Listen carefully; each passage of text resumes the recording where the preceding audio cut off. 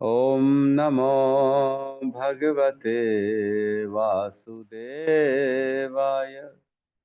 ओम नमो भगवते वासुदेवाय। ओम नमो भगवते वासुदेवाय। नारायण नमस्कृत्य नरं चैव नरोत्तमं देवीं सरस्वतीं व्यासं ततो जयमुदीरये। नष्टप्रायेषु भद्रेषु नित्यं भागवत सेवया भगवती उत्तम श्लोके भक्तिर्भवती नैष्टिकी। श्रवणतां स्वकतः कृष्ण पुण्य श्रवण कीर्तनः हृदयंतस्तो हि अभद्राणि विधुनोति सुहृत सताम्। कृष्णाय वासुदेवाय देवकी नंदनाय च नंदगोपकुमाराय गोविंदाय नमो नमः।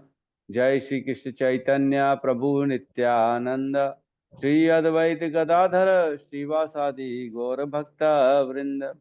हरे कृष्णा कृष्णा कृष्णा हरे हरे, हरे राम राम राम हरे हरे।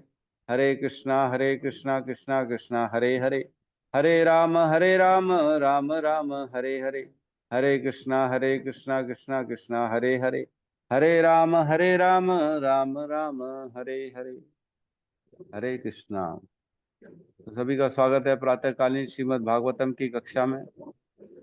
और हम अभी 7वें अध्याय में हैं एट प्रेजेंट। 7वें अध्याय की कल हमने 8 और 9 श्लोक को कल देखा। तो उसमें कह रहे हैं 8वें नंबर श्लोक में कहते हैं कि श्रीमद् भागवतम का संकलन कर लेने तथा उसे संशोधित करने के पश्चात श्रील व्यासदेव ने इसे अपने पुत्र श्रील सुखदेव गोस्वामी को सिखाया, जो पूर्व से ही आत्म साक्षात्कार में निरत थे। ठीक है, ये हमने पढ़ लिया। और 9वें में कहते हैं कि शौनक मुनि ने श्री सूत गोस्वामी से पूछा, श्री सुखदेव गोस्वामी तो पूर्व से निवृत्ति मार्ग पर चल रहे थे और इस तरह वे अपने आप में प्रसन्न थे, तो फिर उन्होंने ऐसे बृहद साहित्य का अध्ययन करने का कष्ट क्यों उठाया। इतना बड़ा, इतना विशाल जो ये श्रीमद् भागवतम 18,000 श्लोकों वाला, ये इतना बृहद क्यों उन्होंने जो है इसको पढ़ने का कष्ट क्यों उठाया। कि वो तो अपने आत्मा में आनंद लेते थे, उनको क्या जरूरत थी। तो हम आगे बढ़ते हैं। आज 10वां जो श्लोक है, कल हमने उसका जो है श्लोक का उच्चारण किया था, ये आज भी उच्चारण करते हैं। बहुत इंपॉर्टेंट श्लोक है, ये सबको याद करना है, कल मैं पूछूंगा, है ना। तो सूत उवाच, इसका जवाब देते सूत गोस्वामी क्या कहते हैं। हम श्लोक को लेते हैं साथ में, सब दोहराएंगे मेरे साथ में।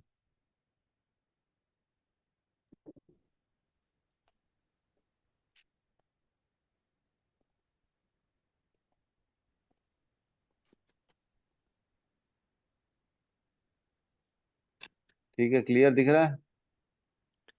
जी सर। प्रभु दिख रहा प्रभु जी। दिख रहा है, साथ में दोहराएंगे। सूत उवाच सूत उवाच आत्मा रामश्च मुनयो आत्मा रामस्य मुनयो निर्ग्रंथा अप्युरुक्रमे निर्गन्धा अपूरुक्रमे कुर्वन्त्य अहेतुकीं भक्तिं कुर्वन्त्या भक्तिम् इत्थं भूतगुणो हरि। इत्थं भूतगुणो हरि। सूत उवाच सूत उवाच उवाच आत्मा रामश्च मुनयो आत्मा रामश्च मुनयो निर्गन्था अप्युरुक्रमे निर्गन्धा अपूरुक्रमे कुर्वन्त्याहुत हेतु किं भक्तिम् कुर्वन्त्य हेतु किं भक्ति इत्थं भूतगुणो हरिः इत्थं भूतगुणो हरि। हरे कृष्ण। सूत उवाच सूत उवाच आत्मा रामश्च मुनियो आत्मारामस्य मुनयो निर्गन्थ अप्युर्कर्मे निर्गन्ध क्रमे कुर्वन्ते अहेतुकीम् कुर्वन्त अहेतुकीं भक्तिमित्थं भूत गुणो हरि। हरिथं भूत गुणो हरि। हरे कृष्ण। गुरु हरि। अनुवाद। जो आत्मा में आनंद लेते हैं ऐसे विभिन्न प्रकार के आत्माराम और विशेष रूप से जो आत्म साक्षात्कार के पथ पर स्थापित हो चुके हैं, ऐसे आत्माराम यद्यपि समस्त प्रकार के भौतिक बंधनों से मुक्त हो चुके हैं, फिर भी भगवान की अनन्य भक्ति में सेवा में संलग्न होने के इच्छुक रहते हैं। इसका अर्थ यह हुआ कि श्री भगवान के दिव्य गुण हैं, अतः वे मुक्त आत्माओं सहित प्रत्येक व्यक्ति को आकृष्ट कर सकते हैं। ओम अज्ञानतिमिरन्धस्य ज्ञानाञ्जनशलाकया चक्षुरुन्मीलितं येन तस्मै श्री गुरुवे नमः। श्री चैतन्य मनोभीष्टं स्थापितं येन भूतले स्वयं रूपा कदा मह्यं ददाति स्वपदान्तिकम्। वन्देऽहं श्रीगुरु श्रीयुतपदकमलं श्रीगुरून् वैष्णवांश्च श्रीरूपं सागरजातं सहगण रघुनाथान्वितं तं सजीवं साद्वैतं सावधूतं परिजनसहितं कृष्ण चैतन्य देवं श्री राधा कृष्ण पादान् सहगण ललिता श्री विशाखान्वितांश्च। हे कृष्ण करुणा सिंधु दीनबंधु जगतपते गोपेश गोपिका कांता राधा कांत नमस्तुते। तप्त कांचन गौरांगी राधे वृंदावनेश्वरी वृषभानुसुते देवी प्रणमामि हरिप्रिये। वाञ्छाकल्पतरुभ्यश्च कृपा सिन्धुभ्य एव च पतितानां पावनेभ्यो वैष्णवेभ्यो नमो नमः। नमो विष्णुपादाय कृष्णपृष्ठाय भूतले श्रीमते भक्तिवेदांत स्वामीति नामिने। नमस्ते सरस्वती देवे गौरवाणी प्रचारिणे निर्विशेष शून्यवादी पाश्चात्य देश तारिणे। जय श्री कृष्ण चैतन्य प्रभु नित्यानंद श्री अद्वैत गदाधर श्रीवासादि गौर भक्त वृंद। हरे कृष्णा कृष्णा कृष्णा हरे हरे, हरे राम राम राम हरे हरे कृष्णा।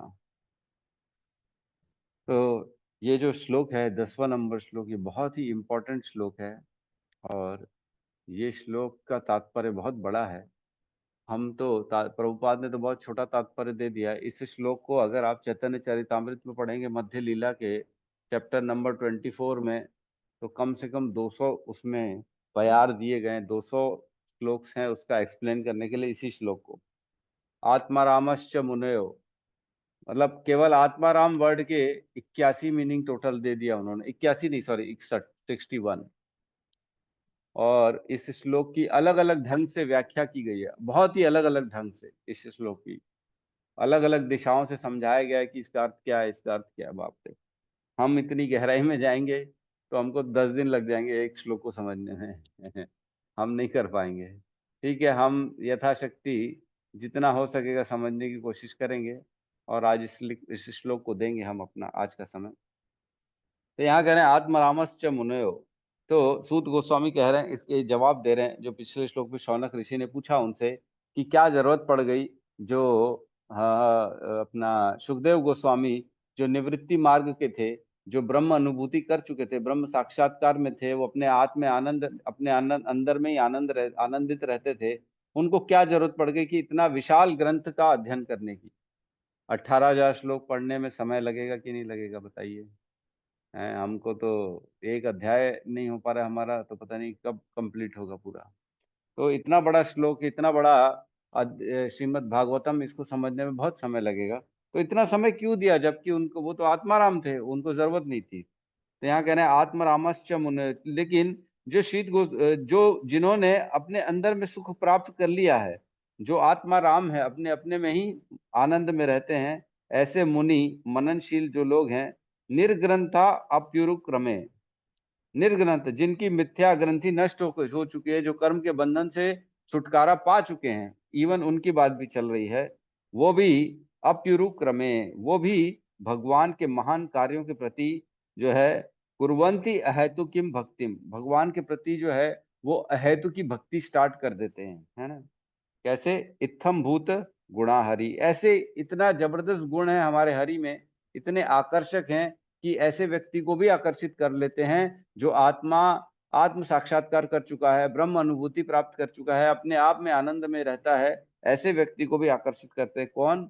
हमारे कृष्ण, हमारे हरि, हमारे वासुदेव, उनकी बात चल रही है यहाँ पे। तो मैं एक काम करूंगा, इसमें ना एक छोटी सी आपको स्टोरी सुना देता हूँ चैतन्य चरितामृत में। जब सर्वभौम भट्टाचार्य, है ना, क्या हुआ था, जब चैतन्य महाप्रभु ने संन्यास आश्रम लिया था, वो माता जी गायब हो गई कल प्रश्न पूछ के। हमारी एक माता जी आएंगी तो ठीक है, जवाब देंगे उनको हम। तो जब चैतन्य महाप्रभु ने संन्यास आश्रम ग्रहण किया, तब उनकी, वो वृंदावन पहले जा रहे थे, फिर उनकी माता जो है ना, सच्ची माता ने कहा, उनसे विनती करी कि एक काम करो, आप वृंदावन मत जाओ, पूरी चले जाओ, पास में रहोगे तो कम से कम कुछ कभी कभी देखना आना जाना इजी हो जाएगा हमारे लिए। तो उन्होंने अपनी माता की बात को मान के, सच्ची माता की बात सुन के पुरी चले गए। पुरी में जब गए वो, तब भगवान जगन्नाथ के जब दर्शन करने के लिए गए, तो वो तो स्वयं भगवान कृष्ण है और वो अपने भक्तों के मोड में है ना, और श्रीमती राधा रानी की कांति लेके आए हैं, और वो भक्तों का जो है विरह जो है वो भाव को जानना चाहते हैं, विरह भाव समझना चाहते हैं, और लोगों हमको भक्ति सिखाना चाहते हैं कि कैसे भक्ति की जाती है। इसलिए वो चैतन्य महाप्रभु के रूप में यहाँ पे अवतरित हुए हैं। तो वो विरह भाव दिखाने के लिए हमारे को, वो उनके अंदर वो भाव स्थापित था। वो जब जाते हैं पुरी में, तो पुरी में भगवान को देख के उनको बड़ा एकदम विरह का जो एक आनंद उत्पन्न होता है, उसके कारण वो मूर्छित हो जाते हैं, गिर जाते हैं, बेहोश हो जाते हैं। तो जब उनको उठाया जाता है, तब वहां पे उस समय हेड जो थे सर्वभौम भट्टाचार्य थे, है ना, सर्वभौम भट्टाचार्य, उनके पास ले गया। सर्वभौम भट्टाचार्य ने बोला, अरे ये तो छोटा बच्चा है, 24 साल के थे ना जब संन्यास आश्रम ग्रहण कर लिया था उन्होंने, है ना, केशव भारती से, 24 साल के थे मात्र।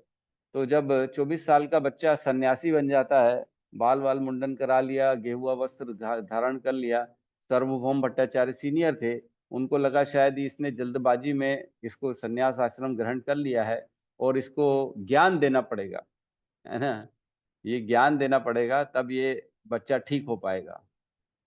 तो सर्वभौम भट्टाचार्य ने उनसे पूछा, जगाया, उनको बेहोश थे, उनको बिठाया अपने सामने अपने कक्ष में और उनसे वार्तालाप चालू की। उन्होंने बोला, क्या तुम्हें वेदांत सूत्र का ज्ञान है? क्या तुमने ब्रह्म सूत्र के बारे में पढ़ा है? तुमको ये सब चीजें समझनी चाहिए। क्यों? क्योंकि तुम अभी बहुत बहुत कम उम्र में सन्यासी बन गए हो। जब तक ये सब समझ नहीं पाओगे, तुम कैसे भगवान की प्राप्ति कर पाओगे? तो चैतन्य महाप्रभु ने कुछ जवाब दिया नहीं, और सर्वभौम भट्टाचार्य ने उनको लगातार 7 दिन तक सारे वेदांत सूत्र का जो है अर्थ बताना चालू कर दिया। 555 होते हैं ना वेदांत सूत्र, कितने हैं, तो उनको डिस्कशन चालू कर दिया सर्वभौम भट्टाचार्य ने, और पूरी डिटेल में बताते रहे। महाप्रभु चुपचाप सुनते रहे। 7 दिन लग गए उनको बोलने में और इनको सुनने में। देखो इतनी पेशेंस है। हम तो 1 घंटा नहीं सुन पाते क्लास में, क्यों? हमको बड़ी तकलीफ होती है 1 घंटा सुनने में। फिर लगता है वीडियो बंद कर दो, ऑडियो बंद कर दो, अपना काम भी कर लो, हैं, अपना दूसरे और भी 2-4 जगह दिमाग लगा लो। प्रभु जी तो बोलते रहेंगे, कोई परेशानी नहीं है। तो कहने का मतलब ये है, पेशेंस चैतन्य महाप्रभु में था कि 7 दिन तक वो सारी बातें सुनी जो जानते थे। चैतन्य महाप्रभु से तो कुछ छुपा नहीं, वो तो स्वयं भगवान है, और ऐसी चीजों को सुने और उनको जो है प्रेम से जवाब दे रहे थे। ऐसा नहीं कि अरे प्रभु जी मेरे को जाने दो, क्यों पकड़ के रखे हो, अरे क्यों मेरे को इतनी कहानी सुना रहे हो, क्यों मेरे को ये लंबी चौड़ी पूरी स्तुतियां सुना रहे हो, मेरे को सब मालूम है, ऐसा नहीं बोला उन्होंने। तो जब 7 दिन तक सर्वभौम भट्टाचार्य ने पूरी कथा सुनाई, वेदांत सूत्र सुनाए, तब चैतन्य महाप्रभु से बोला कि अब तुमको कुछ समझ में आया? इतना मैंने तुमको समझा दिया। तो महाप्रभु बोलते हैं कि मेरे को समझ में तो पहले से ही आ गया था, आपने जो काम किया है ये तो उल्टा सूर्य की रोशनी को ढकने का काम कर दिया है। आपने जो बात बताई है ये तो बादलों के समान है और सूर्य को ढक दिया आपने। तो सार्वभौम भट्टाचार्य बोलते क्या बात करते हो वो बेचारे शॉक हो गए, बोले मैंने इसको इतना 7 दिन तक एक्सप्लेनेशन दिया और ये ऐसी बात कर रहा है। तो वो बोले तुम क्या बात कर रहे हो, तुम सुनाओ, तुम क्या बोलना चाह रहे हो। तो कहने का मतलब था चैतन्य महाप्रभु ने शुद्ध भक्ति को जब अंगीकार कर लिया था, शुद्ध भक्ति को, भक्ति के पथ पे थे, तो ये सब जो होता है ना कर्मकांड और ये सारे वेदों के बताए गए अलग अलग दिशा निर्देश, ये सब सूरज को ढकने का काम करते हैं। जैसे हमने देखा कि वेद व्यास जी के सारे वेदों को पढ़ के, अनेक अनेक ग्रंथों को पढ़ के लोग भटक रहे थे और वो अपने इंद्रिय तृप्ति के लिए मनमाने ढंग से अलग अलग यज्ञ उपासना करने लग गए थे, है ना। और इसलिए फिर वेदव्यास जी को काफी जो है अपने आप में जो है असंतोष उत्पन्न हो गया कि ये क्या हो रहा है, पब्लिक क्यों ऐसे खराब आचरण कर रही है वेदों को पढ़ के। तो वैसे ही यहाँ पे चैतन्य महाप्रभु ने कहा कि मैं तो शुद्ध भक्ति के पथ पे हूँ और आप मेरे को ये वेदों का, वेदांत सूत्रों का क्यों इतना मेरे को जो है कंफ्यूजन क्यों क्रिएट कर रहे हो। मैं तो डायरेक्ट सूर्य को देख पा रहा हूँ और ये तो वेदांत सूत्र सूर्य को ढकने का काम कर रहे हैं। तब सार्वभौम भट्टाचार्य ने उनसे बोला ठीक है आप बताइए आप क्या कहना चाहते हैं। तब सार्वभौम भट्टाचार्य के सामने चैतन्य महाप्रभु ने आत्मारामश्च, इस वर्ड पे डिस्कशन हुआ दोनों का। आत्माराम किसे कहते हैं, क्योंकि आत्माराम का अलग अलग मीनिंग होता है। कोई कहता है आत्माराम मीन्स जो ब्रह्म साक्षात्कार है, कोई कहता है आत्माराम मीन्स भगवान, कोई आत्माराम मीन्स जो खुद में रमण करने वाला, कोई कहेगा कि मन मन मन को भी आत्माराम कहते हैं, जो मन में रहता है, मन में ही मन के अनुसार जीता है, उसको भी आत्माराम कहते हैं। तो अलग अलग हम पढ़ेंगे तात्पर्य में मीनिंग है।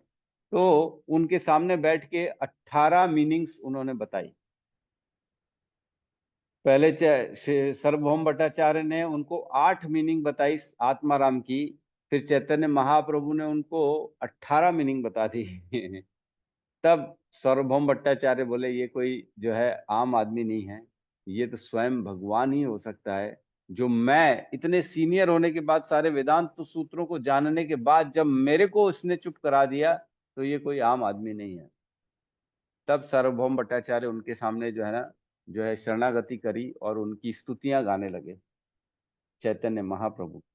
तो उन्होंने बहुत सुंदर स्तुति गाई है जिसको कहते हैं सची सुत अष्टकम, है ना।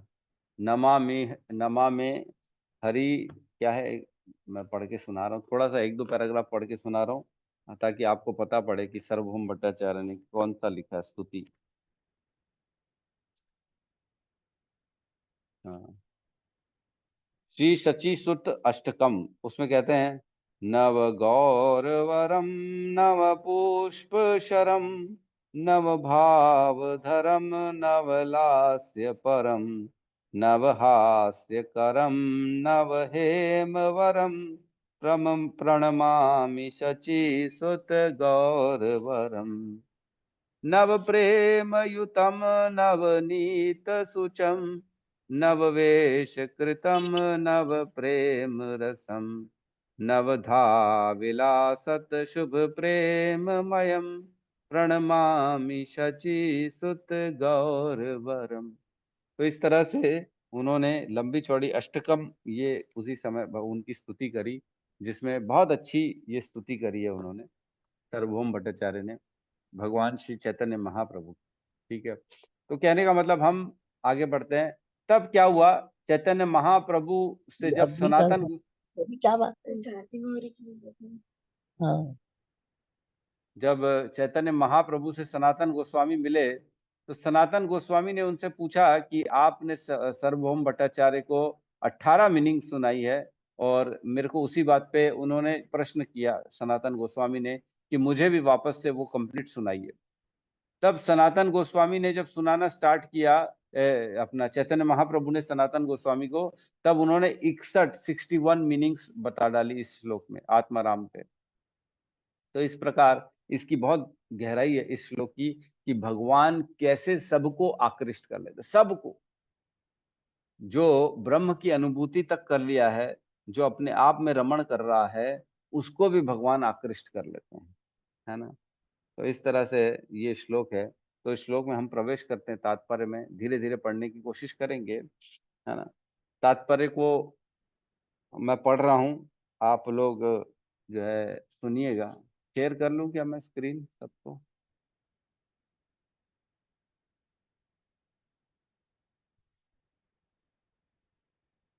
है ना। तात्पर्य बताइएगा जब ऊपर करना होगा तो, क्योंकि मैं अपना पढ़ूंगा इसलिए ध्यान नहीं दे पाऊंगा। ठीक है, इसी में पढ़ लेता। भगवान श्री चैतन्य महाप्रभु ने अपने प्रमुख भक्त श्रील सनातन गोस्वामी के समक्ष इस आत्माराम श्लोक की व्याख्या श्लोक के 11वें तत्वों के संकेत दिए हैं। ये हैं, इस श्लोक में 11 वर्ड हैं, देखेंगे ना आप। तो आत्माराम मुनयो निर्ग्रंथ अपि च उरुक्रम कुर्वन्ति अहेतुकिम भक्तिम इत्थम भूत गुणः तथा और हरि। ये 11 वर्ड में इस श्लोक को बांटा गया है ना। इन 11 वर्ड की अलग अलग तरह से, हर वर्ड की अलग अलग मीनिंग ली गई है और उसको अलग अलग तरीके से फिर बताया गया है। फिर आगे कह रहे हैं, विश्व प्रकाश संस्कृत कोश के अनुसार आत्माराम शब्द के 7 पर्याय हैं, जो इस प्रकार है। आत्माराम के अर्थ 4 हैं, किसके प्रकार? संस्कृत के हिसाब से 4 शब्द 7 शब्द होते हैं, 7 पर्यायवाची शब्द होते हैं आत्माराम के। वो कौन से हैं? पहला है ब्रह्म, जिसको परम सत्य कहते हैं। दूसरा शरीर, तीसरा मन, चौथा प्रयत्न, पांचवा सहिष्णुता, छठवा बुद्धि और सातवां व्यक्तिगत आदतें, है ना। इनको ब्रह्म कहा गया है। नहीं सॉरी, ब्रह्म नहीं, मैं गलत बोल दिया। ये आत्माराम के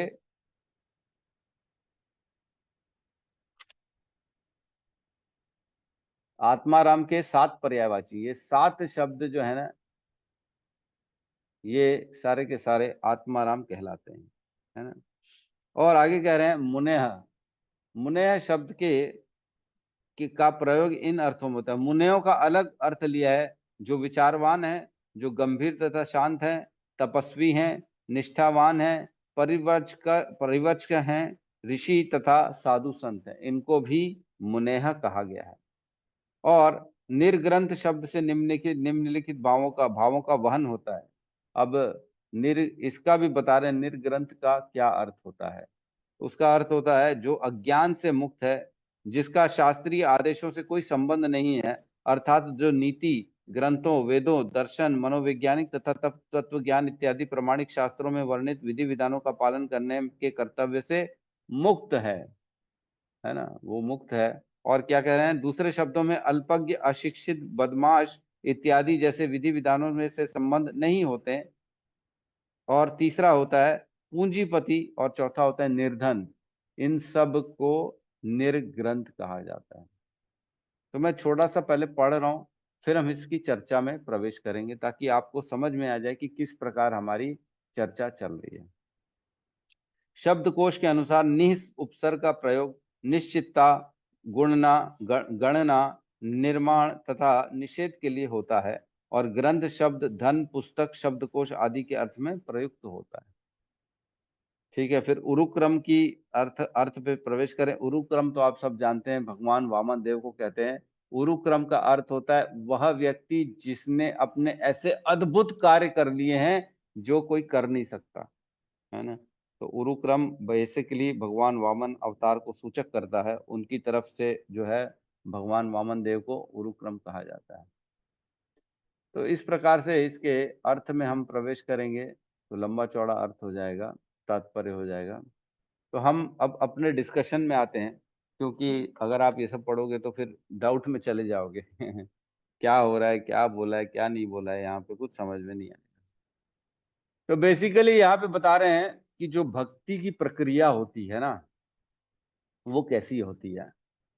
तो बता रहे हैं 81 प्रकार की भक्ति की प्रक्रिया होती है ना। भक्ति के प्रकार 81, जब साधक कोई व्यक्ति भक्ति करने बैठता है ना, तो 81 प्रकार से भक्ति करता है। कैसे करता है? ये डिपेंड करता है कि जो साधक है वो कौन से गुण में है, सतोगुण में है, रजोगुण में है या तमोगुण में। ठीक है, सतोगुणी साधक, रजोगुणी साधक और तमोगुणी साधक, ये 3 तरह से उसका डिवीजन करते हैं हम। और सतोगुणी साधक जैसे है, सपोज करो उस साधक को भी और एक और बार सतोगुण में भी सतोगुणी, रजोगुणी, तमोगुणी का विभाजन होता है। मतलब एक सतोगुणी साधक है, उसकी वो साधन भक्ति कर रहा है, उसकी भक्ति का और विभाजन सतोगुण में रहते हुए भी कुछ कुछ जगह वो तमोगुणी हो जाते हैं, कुछ व्यक्ति रजोगुणी हो जाते हैं, कुछ सतोगुणी, सतोगुण में सतोगुण, सतोगुण में रजोगुण और सतोगुण में तमोगुण, इस तरह से एक और डिवीजन हो जाता है। और इसी प्रकार रजोगुणी भक्त जैसे साधक है, उसका भी 3 डिवीजन हो जाएगा। रजोगुणी भक्त भी सतोगुणी हो सकता है, रजोगुणी में रहते रहते तमोगुणी, रजोगुणी में रहते रहते रजोगुणी, इस प्रकार से विभाजन होता है रजोगुणी भक्त का भी और तमोगुणी भक्त का भी। तो सतोगुण, रजोगुण, तमोगुण में साधक जो होते हैं, इनका एक और बार विभाजन होता है 3-3 के पार्ट में, सतोगुण, रजोगुण, तमोगुण, सतोगुण, रजोगुण, तमोगुण। तो इस तरह से इन सब का कॉम्बिनेशन जो मिलता है ना, वो 9 9 जा 81 हो जाता है ना। मतलब कॉम्बिनेशन बनाएंगे ना, एक दूसरे के साथ मिलान करेंगे तो ये 81 प्रकार के हो जाएंगे। हम सब ने भगवत गीता में पढ़ा था, भगवान ने उसमें बताया था कि सत्वम रजस्तम इति गुणा प्रकृते संभवा, है ना, निबदंती महाबाहो देहे देहिनम अव्ययम। जैसे ही व्यक्ति इस संसार में आता है, उसको सतोगुण, रजोगुण और तमोगुण ये तीनों बांध दे। और हमने चर्चा करी थी, सतोगुणी व्यक्ति जरूरी नहीं है कि हमेशा सतोगुणी रहे, वो कभी कभी तमोगुणी भी रह सकता है, वो कभी कभी रजोगुणी भी रह सकता है, कभी कभी सतोगुणी भी रह सकता है। जैसे सपोज करो, हम आपको समझाने के लिए बता रहे हैं, कोई सतोगुणी व्यक्ति है, मतलब वो सुबह उठ रहा है, सात्विक खाना खा रहा है और पढ़ रहा है, वेदों को समझने की कोशिश कर रहा है, गंदे कार्यों से दूर रहता है, लेकिन उसमें एक गंदी आदत है। क्या गंदी आदत है? देर से सोता है वो, है ना। तो एक गंदी आदत है देर से सोना, मतलब उसका जो सोने की आदत है वो तमोगुणी है वो सतोगुणी, लेकिन उसके सोने की आदत तमोगुणी है। तो क्या हुआ, सतोगुणी साधक है लेकिन उसकी एक आदत तमोगुणी है। तो इस प्रकार से सतोगुणी में रहते रहते तमोगुणी हो गया वो सोने की आदत के कारण। तो इस प्रकार जो होता है ना, तो सतोगुणी रहते रहते अंडर एक और डिवीजन चला जाता है सतोगुण, रजोगुण, तमोगुण का। तो इस तरह से जब मिश्रण करेंगे तो 81 बात हो जाएगी। और इसके बाद जो होता है व्यक्ति, जिसको साधना भक्ति कहते हैं, है ना, साधना कर रहा है भगवान की प्राप्ति के लिए, तो साधना जब भक्ति करता है तब उसका उद्देश्य होता है भगवान की प्रेमा भक्ति।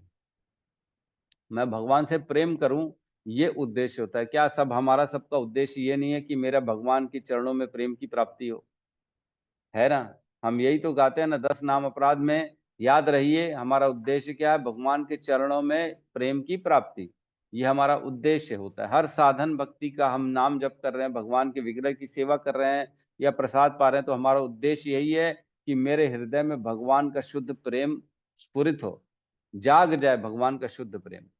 तो साधना भक्ति से उद्देश्य होता है प्रेमा भक्ति प्राप्त करने का। ठीक है, तो साधना भक्ति एक और अलग हो गई, और जो प्रेमा भक्ति हो गई, प्रेमा भक्ति जिसे कहते हैं उसके 9 लक्षण बताए गए हैं।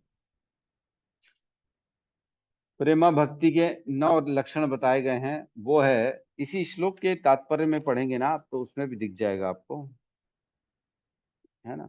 उसमें है रति, प्रेम, स्नेह, मान, प्रणय, राग, अनुराग, भाव तथा विरह की तीव्र अनुभूति, जिसको महाभाव कहते हैं। तो ये 9 स्टेजेस में धीरे धीरे धीरे धीरे धीरे प्रेमा भक्ति का प्राप्ति होती है। एकदम से प्रेमा भक्ति प्राप्ति होती है। सबसे पहले होगी प्राप्ति रति की, है ना, एकदम आसक्ति हो जाएगी भगवान में, रति लग जाएगी, फिर प्रेम होने लगेगा, फिर स्नेह होगा बहुत ज्यादा, फिर मान, है ना, मान करते हैं ना एक दूसरे से, इतना ज्यादा प्रेम हो गया मान भी कर सकते हैं, फिर प्रणय होगा, फिर राग होगा, फिर अनुराग होगा, फिर भाव, फिर महाभाव। इस तरह से प्रेमा भक्ति प्राप्त होती है हमको धीरे धीरे धीरे धीरे धीरे धीरे।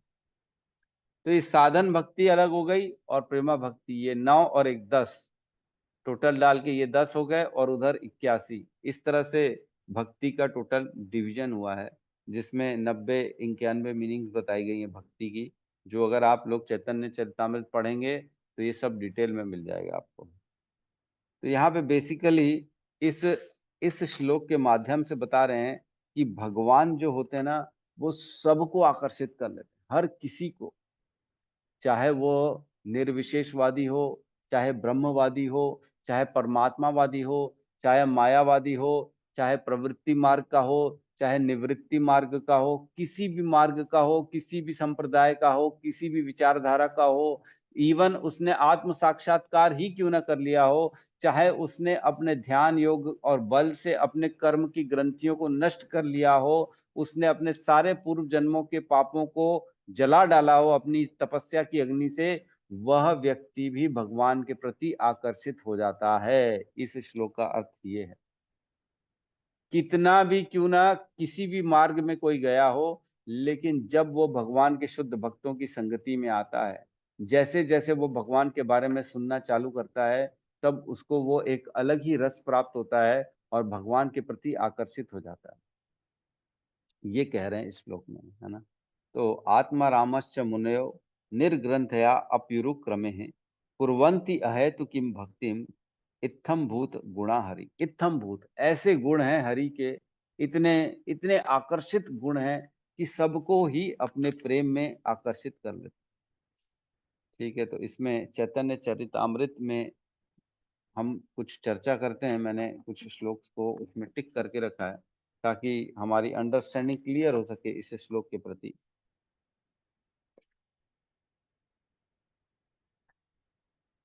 मैं केवल और केवल जो है अनुवाद पढ़ लूंगा, तो आप लोग समझ लीजिएगा, क्योंकि हमारे पास इतना समय नहीं है कि हम पूरा समझ सकें।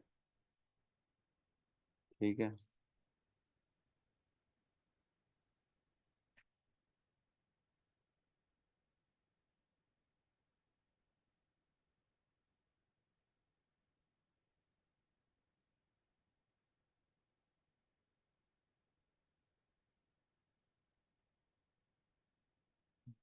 इसमें अलग अलग हर चीज के अर्थ बताए गए हैं, है ना। भगवत प्रेम कैसे प्राप्त होगा, कैसे होगा। जैसे इत्थम भूत शब्द, इसका अर्थ दिया गया है श्लोक नंबर 36 में। इसमें कहते हैं इत्थम भूत शब्द दिव्य रूप से बहुत ही उन्नत है, क्योंकि इसका अर्थ है दिव्य आनंद से पूर्ण। और क्या लिखा है, इस दिव्य आनंद के समक्ष ब्रह्म तादात्म्य से प्राप्त आनंद ब्रह्मानंद तिनके के समान तुच्छ प्रतीत होता है। तो बता रहे हैं जो भगवान का दिव्य प्रेम होता है ना, भगवान की भक्ति का प्रेम होता है, वह जो ब्रह्म आनंद में उसको जो सुख मिला है, वह इसके सामने एक तिनके के समान है। देख रहे कैसी कंपैरिजन हो रही है। कह रहे हैं इस दिव्य आनंद के समक्ष ब्रह्म तदात्म से प्राप्त आनंद तिनके के समान तुच्छ प्रतीत होता है। जिसको ब्रह्मानंद का सुख मिला हुआ है और जिसको भगवान की दिव्य सेवा का सुख मिला है, तो मतलब वो एक तिनके के समान उसको दिखेगा, उसको इतना छोटा है उसके सामने, है ना। और कह रहे हे प्रभु, हे ब्रह्मांड के स्वामी, चूंकि मैंने आपका अप्रत्यक्ष दर्शन किया है, इसलिए मेरे आनंद ने महासमुद्र का रूप धारण कर लिया है। और इस समुद्र में स्थित होने के कारण मैं यह अनुभव कर रहा हूं कि अन्य सारे तथाकथित आनंद बछड़े के खुर की छाप में भरे जल के समान है। तो एक और कंपैरिजन आ रहा है, उसमें कह रहे हैं कि जो भगवान की भक्ति में आनंद होता है वो समंदर के समान है, और बाकी जो ब्रह्मानंद या और कोई अनुभूति का आनंद है वो कितना छोटा है, जितने बछड़े गाय के बछड़े के जो पैर का जमीन में छाप बन जाता है, उसमें जितना पानी रहता है उतने पानी और समंदर, कितनी बड़ी गहरी तुलना है। इतना इतना गहरा, इतना डिफरेंस बता रहे हैं यहाँ। तो दोनों में अनंत, एकदम जमीन आसमान का अंतर है दोनों के आनंद की अनुभूति का। तो आगे पढ़ते हैं। भगवान कृष्ण इतने महान हैं कि वे अन्य किसी से भी अधिक आकर्षक तथा प्रसन्न करने वाले हैं। वे आनंद के सर्वोत्तम धाम हैं। वे अपने बल से अन्य सारे आनंदों को भुलवा देने वाले हैं। वो अपने बल से सभी को भुलवा देते हैं। अरे मेरे से बड़ा आनंद तो कहीं है ही नहीं, वो ये बताते हैं। और कह रहे हैं शुद्ध भक्ति इतनी उत्कृष्ट होती है कि व्यक्ति इसके आगे भौतिक सुख, भौतिक मुक्ति तथा योग सिद्धि का सुख आसानी से भूल जाता है। इसलिए भक्त कृष्ण की कृपा तथा उनकी असामान्य शक्ति तथा गुणों से बंध जाते हैं। मतलब भगवान की भक्ति के सामने मुक्ति भी छोटी हो जाती है, मुक्ति की अभिलाषा भी कोई काम की नहीं है भगवान की भक्ति के सामने। योग सिद्धि और अन्य सुख, सारे के सारे सुख भगवान की भक्ति के सामने बहुत ही छोटे लगते हैं, बहुत ही छोटे। जब मनुष्य दिव्य पद पर कृष्ण के प्राप्त प्रति आकर्षित हो जाता है, तब तब न शास्त्र के आधार पर कोई तर्क काम करता है, न ही ऐसे सिद्धांतों पर कोई विचार हो पाता है। यही उनका दिव्य गुण है, जो समस्त दिव्य माधुर्य का सार है। जब भगवान की प्रेमा भक्ति स्टार्ट हो जाएगी ना, मिल जाएगी, तब तो क्या शास्त्र बोल रहे हैं, तब तो क्या घर बोल रहे हैं। जिस प्रकार हम जानते हैं कि जो भगवान बांसुरी बजाते थे, तब गोपियां अपने घर को छोड़ छोड़ के आ जाती थी। तवे में रोटी रखी है तो उसको भी छोड़ के भग के आ जाती थी, और उनके घर वाले उनको रोक रहे, पकड़ रहे हैं, रुक जाओ, मत जाओ। घर वालों को नहीं देख रहे हो, बच्चे रो रहे हैं, वो नहीं देख रही हैं, और वो दौड़े चली जा रही कृष्ण के पास। ये है कृष्ण का दिव्य माधुर्य का रस, जो अन्य सभी को एकदम छोटा कर देता है। ऐसा लगता है बस इससे बड़ा तो कुछ है ही नहीं, यही चाहिए। और आगे कहते हैं कि ऐसा नहीं है कि भगवान की आकर्षण जो है ना किसी को नहीं हुआ। तो कृष्ण के आकर्षण की चर्चा चल रही है। उन्होंने बताया, जब कमल नयन भगवान के चरण कमलों से तुलसी दल तथा केसर की सुगंधी ले जाने वाली वायु उन कुमारों के नासार रंध्रों से होकर हृदय में प्रविष्ट हुई, तो उन्हें शरीर तथा मन दोनों में परिवर्तन का अनुभव हुआ। यद्यपि वे निराकार ब्रह्म धारण के प्रति आसक्त थे।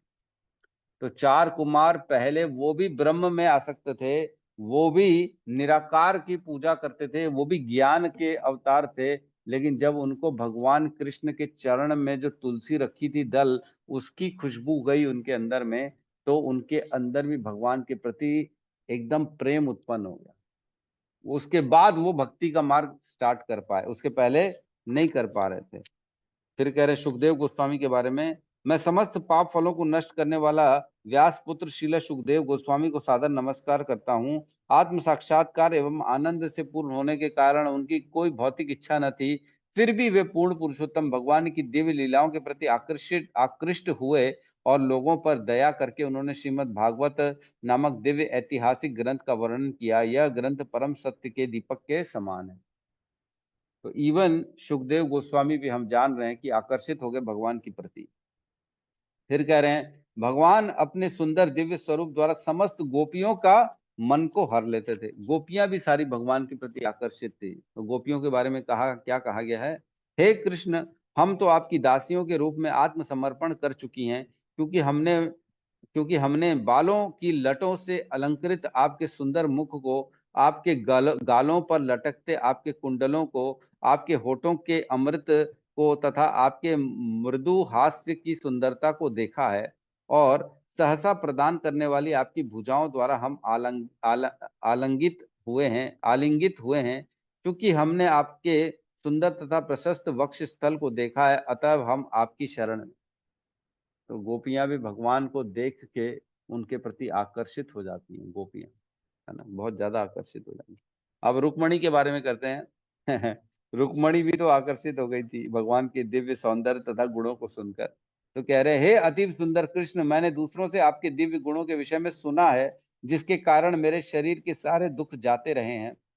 यदि कोई आपके दिव्य सौंदर्य का दर्शन कर लेता है, तो उसके नेत्रों को जीवन का सारा लाभ प्राप्त हो जाता है। आज हे अच्युत, आपके गुणों के विषय में सुनकर मैं लज्जा विहीन हो गई हूँ, और मैं आपके प्रति आकृष्ट हो चुकी हूँ। तो रुक्मणी माता कृष्ण के प्रति केवल सुन के, उनके गुणों को सुनकर आकर्षित हो गई थी, और उन्होंने उनको चिट्ठी लिखी थी कि आप आइए और मेरे को इस शिशुपाल से बचाइए। और जिस प्रकार शेर घुसता है और अपने शिकार को ले जाता है, उसी प्रकार आप आइए और मेरे को लेके जाइए जंगल में। ऐसा उन्होंने लिखा था चिट्ठी में। फिर लक्ष्मी जी के बारे में बता रही कि कैसे लक्ष्मी जी भगवान के प्रति आकर्षित हो गई। हे प्रभु, हम नहीं जानती कि कालिया सर्प को किस तरह आपके चरण कमलों की धूलि को स्पर्श करने का सुअवसर प्राप्त हो सका। ऐसा अवसर पाने के लिए तो लक्ष्मी जी ने सारी इच्छाएं त्याग कर सदियों तक कठोर व्रत कर लेकर तपस्या की थी। निस्संदेह हम नहीं जानते कि इस कालिया सर्प को यह सुअवसर कैसे प्राप्त हो सका। तो जब देखते हैं हम, समुद्र मंथन हुआ था, तब लक्ष्मी माता प्रकट हुई थी, तो सारे असुर सब लोग खड़े हुए थे, ऋषि मुनि भी तक खड़े हो गए थे, क्या पता हमसे ये विवाह कर ले। लेकिन उन्होंने विवाह किससे किया? कृष्ण से, जो सर्व आकर्षक है। वो कृष्ण उनको आकर्षित कर लिया और किसी के पास नहीं जा पाई। फिर बता रहे हैं समस्त स्त्रियां जो हैं वो भी भगवान से आकर्षित हो जाती हैं। फिर बता रहे हैं वयोवृद्ध स्त्रियां जो होती हैं वो भगवान को अपने पुत्र के रूप में आकर्षित करती हैं। भाई मेरा पुत्र है, मेरा जो है बेटे के समान है, वो आकर्षित हो जाती हैं। इवन लिखा है पशु पक्षी वृक्ष तक भगवान से आकर्षित रहते हैं। कृष्ण के गुण जड़ तथा चेतन को समान रूप से मोहने वाले हैं। यहाँ तक कि पक्षी, पशु तथा वृक्ष भी कृष्ण के गुणों से आकृष्ट हो जाते हैं। यहाँ ऐसा लिखा है। तो भगवान के आकर्षण की कोई सीमा नहीं है, कोई भी सीमा नहीं है। भगवान अलग अलग तरह से सबको आकर्षित कर रहे हैं, सबको। सर्व आकर्षण इति कृष्ण। कृष्ण का अर्थ ही यही होता है कि सर्व आकर्षण। तो कुछ श्लोक हैं, मैं और पढ़ ले रहा हूँ। 1.24.106 यहाँ कह रहे हैं, मैंने इस श्लोक का अर्थ इंगित करने के लिए ही इतनी सारी व्याख्याएं की हैं। अब मैं इस श्लोक का वास्तविक अर्थ कहने जा रहा हूँ। अब वास्तविक अर्थ कहने जा रहे चैतन्य महाप्रभु, है ना। ज्ञान मार्ग के उपासक दो प्रकार के होते हैं। एक तो ब्रह्म उपासक जो निर्विशेष ब्रह्म के उपासक होते हैं, तथा दूसरे मोक्ष कांक्षी जो मोक्ष की आकांक्षा करते हैं। तो ज्ञान मार्ग मतलब ऐसे लोग जो मोक्ष की कामना करते हैं और जो ब्रह्म के उपासक रहते हैं। ये दो तरह के ज्ञान में जाने वाले लोग होते हैं। लेकिन कह रहे हैं भक्ति से रहित मानसिक चिंतन के माध्यम से ही मुक्ति प्राप्त नहीं की जा सकती, किंतु यदि भक्ति संपन्न की जाती है तो स्वतः ब्रह्म पद प्राप्त हो जाता है। तो दोनों चीजें, मोक्ष हो चाहे ब्रह्म की पद की प्राप्ति हो, ये दोनों मात्र भक्ति से इजीली अवेलेबल, इजीली, आराम से ये दोनों प्राप्त किए जा सकते हैं।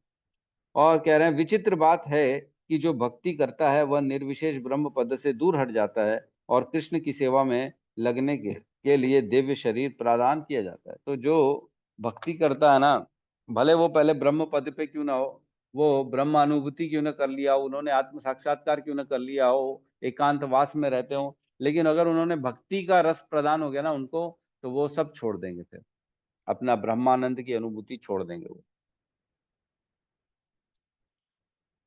और कह रहे हैं यद्यपि सुखदेव गोस्वामी तथा चारों कुमार सदैव निर्विशेष ब्रह्म के विचार में डूबे रहते थे और इस तरह ब्रह्मवादी थे, फिर भी वे कृष्ण की दिव्य लीलाओं तथा गुणों के द्वारा आकृष्ट हुए थे। इसलिए बाद में वे कृष्ण भक्त बन गए। दोनों के दोनों, कुमार भी और सुखदेव गोस्वामी दोनों कृष्ण भक्त बन गए।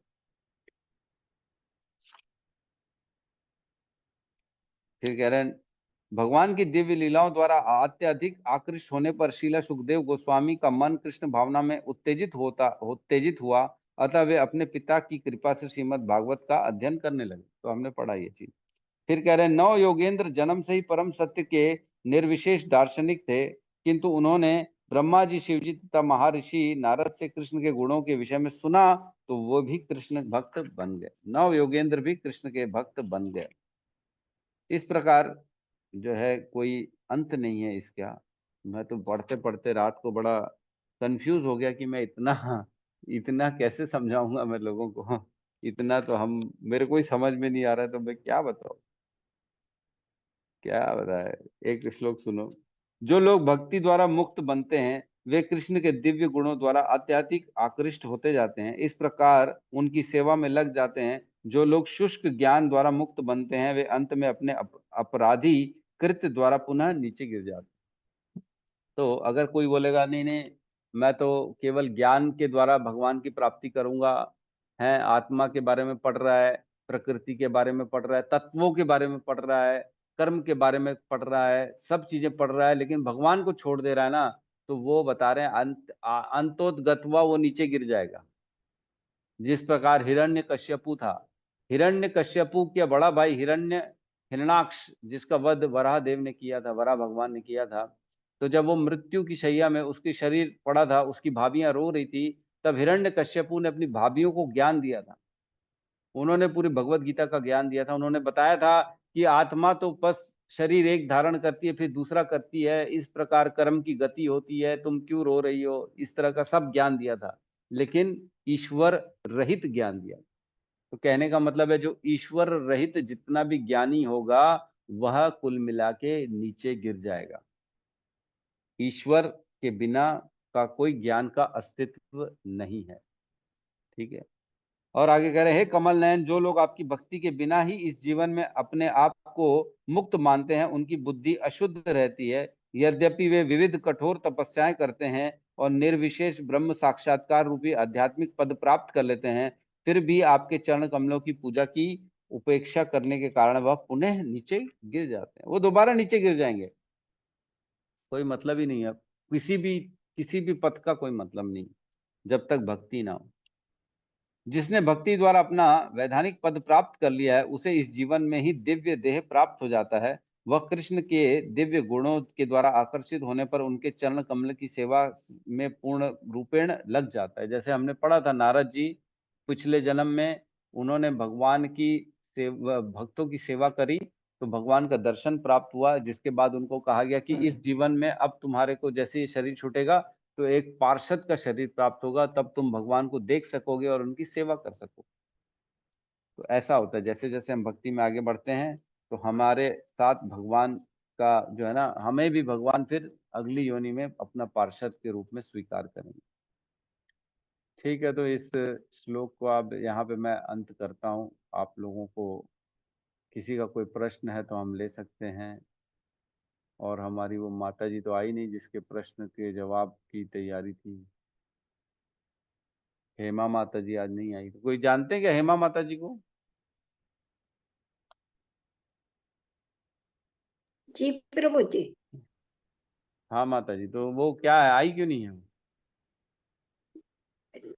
पूछती हूँ बाबू प्रभु जी, चैंटिंग करती रहती ना तो हो सकता है चैंटिंग कर रही हूँ। अच्छा, तो कल तो प्रश्न पूछा था उन्होंने, पता जी नहीं जी, कहाँ चली गई। मैं उनसे चलो बात कोई करूंगी। बात। हाँ ठीक है, बोलिएगा उनको, प्रश्न पूछा फिर आप आज गायब हो गई। हम्म। ठीक है, कोई किसी का अन्य का प्रश्न है तो हम ले सकते हैं।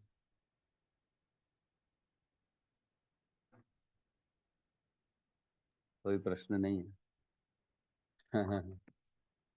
लाजवाब है, इतना जबरदस्त है ये श्लोक, क्या करें। तो आपसे विनती है, सबसे ये श्लोक ये जरूर याद करिएगा। आत्म रामश्च मुनयो निर्ग्रंथया, क्या था आगे,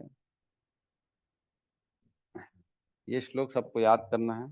कल सबसे हम रिवीजन कराएंगे इस श्लोक को, ताकि ये सबको ध्यान रहे, बहुत इंपॉर्टेंट है ना। आत्मरामश्च मुनयो निर्ग्रंथया अप्युरुक्रमे कुर्वन्ति अहतु किम भक्तिम इत्थम भूत गुणो हरि, है ना, बहुत इंपॉर्टेंट है। भगवान सबको आकर्षित करते हैं, चाहे वो कोई भी क्यों ना हो, किसी भी वर्ग का क्यों ना हो, किसी भी लेवल का क्यों ना हो, कितना भी ज्ञान पुनः अर्जित कर लिया हो, हर किसी को आकर्षण करने की शक्ति किसमें है? केवल और केवल कृष्ण में है। तो ये श्लोक बताता है हमारे को। ठीक है, तो हम फिर यहाँ पे क्लास को क्लोज करते हैं। कबीर जी कुछ कहना चाह रहे हैं? यस कबीर जी कहिए। अद्भुत व्याख्या प्रभु जी, धन्यवाद। अच्छा, धन्यवाद, प्रणाम प्रभु जी, प्रणाम, धन्यवाद, प्रणाम। मैंने तो कुछ नहीं किया, मैंने तो केवल पढ़ पढ़ के सुनाया आप लोगों को क्या क्या लिखा है हमारे आचार्यों ने। और मैंने तो मात्र 1% या 2% बताया होगा। बाप रे, इतना सारा लिखा है कि मेरे दिमाग में घुस नहीं पा रहा है। तो मैं क्या समझाऊंगा। 61 मीनिंग, सोचो 61 मीनिंग अलग अलग लिखी है उसमें, इस श्लोक में आत्माराम की। तो हम कैसे समझेंगे कि इसका अर्थ क्या है, क्या होता है आत्माराम, किस प्रकार भगवान आकर्षित करते हैं, सबको आकर्षित करते हैं भगवान। बाप रे बाप, दिव्य है, सब दिव्य। ठीक है, तो हम यहाँ पे क्लोज करते हैं। बहुत बहुत धन्यवाद सबको, सबका, सब जो झेलते हैं 1 घंटा बैठ के सुनते हैं। आप हैं। हम लोगों को इतनी अच्छी शिक्षा दे रहे हो, उसमें झेलने का क्या प्रभु जी?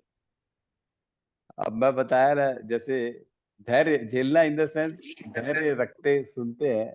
झेलना मतलब वो नहीं है कि परेशान होना, मतलब झेलना इन द सेंस कि धैर्य रख के पूरी बातों को सुनना, ये भी अपने आप में एक बहुत बड़ा जो है ना शक्ति होनी चाहिए, जो सब में नहीं होती है। कई लोग बोलते हैं इतना इतना कौन सुनेगा भाई, हम पढ़ लेंगे, हम अभी तो फिलहाल तो नहीं सुन पाएंगे, बाद में रिकॉर्डिंग सुन लेंगे। लोग फिर ऐसा करते हैं लेकिन सुनते नहीं है। लेकिन ये हमको समझना चाहिए, जितना जितना हम सुनेंगे उतना उतना भगवान की भक्ति में आकृष्ट होते चले जाएंगे और उतना उतना भक्ति बढ़ती चली जाएगी। आप अपने अपने जीवन का खुद अपना एनालिसिस कर सकते हैं कि मैं क्लास के पहले कैसा था और क्लास के बाद कितने परिवर्तन आ गया मेरे अंदर। आप अपना आज का दिनचर्या निकालेंगे और क्लास अटेंड करने के पहले का दिनचर्या निकाल लेंगे, उसको कंपैरिजन करेंगे तो ही समझ में आ जाएगा कि मैं भक्ति में कितना आगे निकला हूँ, कितना भक्ति में उन्नत हुआ हूँ, मेरे किस प्रकार विचारों में बदलाव आया है, किस प्रकार मेरा हृदय निर्मल हुआ है, किस प्रकार भगवान के बारे में चिंतन बढ़ गया मेरा। इसको सोचेंगे तो खुद ब खुद अपना रिजल्ट समझ में आ जाएगा हमारे को कि वाकई में भगवान के बारे में सुनने मात्र से, क्लास अटेंड करने मात्र से जीवन परिवर्तन हो जाता है पूरा का पूरा। हरे कृष्णा प्रभु जी। इसको पढ़ा था लेकिन उतना समझ में नहीं आया था, लेकिन आपके बताने से कुछ तो समझ में आया है। और भक्ति के द्वारा ही उसको और समझने की कोशिश करेंगे, और जो तो ज्ञान मिल रहा है वो अलग है जी। बिल्कुल बिल्कुल बिल्कुल सही कह रहे हैं। और पढ़ने इसमें से वाकई में, मैं कल इतना पढ़ा, शाम को इतना पढ़ा चैतन्य चरितामृत का ये 24वां अध्याय, बाप रे। मैं सोचा ये कैसे मैं समझ नहीं पा रहा हूँ क्या लिखा है, इतना गहरा गहरा लिखा है, बाप रे बाप। हद है। हमारे आचार्यों को सल्यूट है, हमारे जो गुरुओं को सल्यूट है, जो कितना गहराई में जाके एक एक शब्द का विश्लेषण करके उसका अर्थ बता रहे हैं। बाप रे बाप, हम तो प्रभु जी समझ ये ही नहीं वाले सकते। श्लोक चैतन्य चरितामृत में भी है, यही सेम श्लोक। यही सेम श्लोक इसका मैं बताया, ये सब जो पढ़ा मैं चैतन्य चरितामृत से तो पढ़ा। प्रभु जी जो बताइए तो थोड़ा देखूंगी वो पढ़ के उसको भी। वो कौन सा में है? चैतन्य चरितामृत मध्य लीला अध्याय नंबर 24।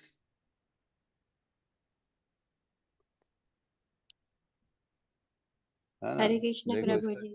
प्रभु जी हाँ, प्रभु जी जैसे हरे कृष्णा। यस यस, कहिए माता जी कहिए। प्रभु जी जैसे हम लोग तो अपने से पढ़ते हैं, कोशिश करते हैं, आप पढ़ने बोलते हैं तब भी पढ़ते हैं, लेकिन उसका जो श्रृंगार है आपसे होता है, आप करते हैं प्रभु जी, सरल हो जाता है हमारे लिए। मैं तो हम्म। कोशिश करता हूँ भाई, यथाशक्ति आसान शब्दों में बताने की नहीं कोशिश प्रभु जी, करता लगभग याद जैसे हो जाता है, भले बाद में बद्ध हैं भूल जाते हैं, लेकिन याद जैसे हो जाता है और बहुत अच्छा असर करता है दिमाग पर आपके सुनने से। हूँ। धन्यवाद धन्यवाद। देखिए हरे ये कृष्ण अध्याय हरि का बोल। शीर्षक है, ये दिख रहा है क्या इसमें? नहीं, नहीं दिख रहा ना। इसमें लिखा है अध्याय 24, आत्माराम श्लोक की 61 व्याख्याएं। चैतन्य चरितामृत, इसमें आत्माराम श्लोक की 61 व्याख्याएं बताई गई हैं। ये देखिए, ये एक अध्याय में 61 व्याख्याएं बताई गई हैं। ये केवल इसी श्लोक पे ये पूरा का पूरा चैप्टर है ना? आप पढ़ेंगे तो बड़ा आनंद आएगा, पढ़िएगा इसको, चैतन्य चरितामृत मध्य लीला अध्याय नंबर 24। तो बेसिकली हम हम यहाँ पे क्लास को क्लोज करते हैं। बहुत बहुत धन्यवाद सबका, सब मिलके हरे कृष्ण महामंत्र का जाप कर लेते हैं। हरे कृष्णा हरे कृष्णा हरे कृष्णा कृष्णा कृष्णा हरे हरे हरे राम हरे हरे राम राम हरे हरे। राम हरे हरे। समस्त भक्त वृंद की जय। जय जगत गुरु श्रील प्रभुपाद की जय। निताई गौर प्रेमानंदे। हरि हरि हरि बोल। हरि हरे हरे हरे। हरि बोल।